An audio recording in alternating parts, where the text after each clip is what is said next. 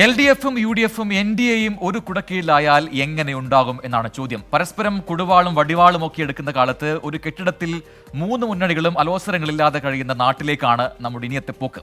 അത് ആറ്റിങ്ങൽ മണ്ഡലത്തിലെ മുതുവിളയിലാണ് രാഷ്ട്രീയ പക്വതയുടെ ഈ അപൂർവ കാഴ്ച.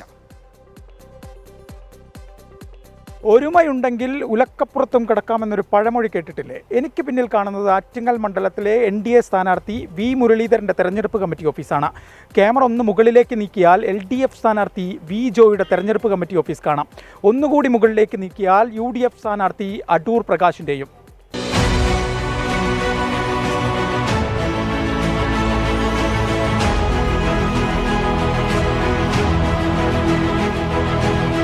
കോട്ട തിരിച്ചുപിടിക്കാൻ LDF, വരുതിയിലാക്കിയ മണ്ഡലം നിലനിർത്താൻ UDF. BJPയും പ്രതീക്ഷയോടെ കണ്ണുവെക്കുന്ന മണ്ഡലം. ആറ്റിങ്ങലിലെ കല്ലറ പഞ്ചായത്തിലെ മുതുവിളയിലാണ് ഈ കാഴ്ച. മൂന്ന് മുന്നണികൾക്കും ഒരേ കെട്ടിടത്തിലാണ് തെരഞ്ഞെടുപ്പ് കമ്മിറ്റി ഓഫീസ്.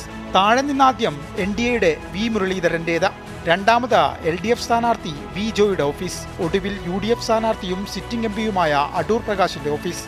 പ്രദേശത്തെ തെരഞ്ഞെടുപ്പ് പ്രവർത്തനങ്ങൾ ഏകോപിപ്പിക്കുന്നത് ഈ കെട്ടിടത്തിൽ നിന്ന് തന്നെയാണ്. കഴിഞ്ഞ വർഷം ഞങ്ങൾ 2 പാർട്ടിക്കാർ മാത്രമേ ഇതിനകത്ത് ഓഫീസ് ഉണ്ടായിരുന്നത്. അത് മാർക്സിസ്റ്റ് പാർട്ടിയും കോൺഗ്രസ് പാർട്ടിയും ആയിരുന്നു. ഇപ്പോൾ നമ്മുടെ 3 പാർട്ടിക്കാർ, ഇവിടെ 3 പാർട്ടിക്കാരാണ് ഉള്ളത്, ആക്ച്വലി ഉള്ളത്. അതിൽ ഇപ്പോൾ BJPയും മാർക്സിസ്റ്റ് പാർട്ടിയും കോൺഗ്രസും ഉണ്ട്.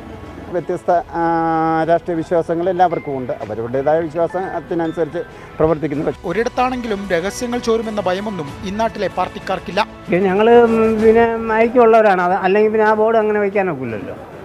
ഞങ്ങൾ ഐക്യത്തോടുകൂടി വെച്ചയക്കാൻ. ഞങ്ങൾക്ക് അവിടെ വിദ്വേഷമൊന്നുമില്ല. പല രാഷ്ട്രീയക്കാർ എന്നുള്ളതേ ഉള്ളൂ. വർഷങ്ങളായി ഇവിടെ കാര്യങ്ങൾ ഇങ്ങനെയൊക്കെ തന്നെയാണ്. കാര്യങ്ങൾ ഇങ്ങനെയൊക്കെയാണെങ്കിലും തെരഞ്ഞെടുപ്പ് ഒരുക്കങ്ങളിൽ ഒരു വിട്ടുവീഴ്ചയുമില്ല. ഒരു കെട്ടിടത്തിലിരുന്ന് തങ്ങളുടെ സ്ഥാനാർത്ഥികളെ വിജയിപ്പിക്കാനുള്ള കരുനീക്കത്തിലാണ് മൂന്ന് മുന്നണികളും. എ വിജയശങ്കർ, 24, തിരുവനന്തപുരം.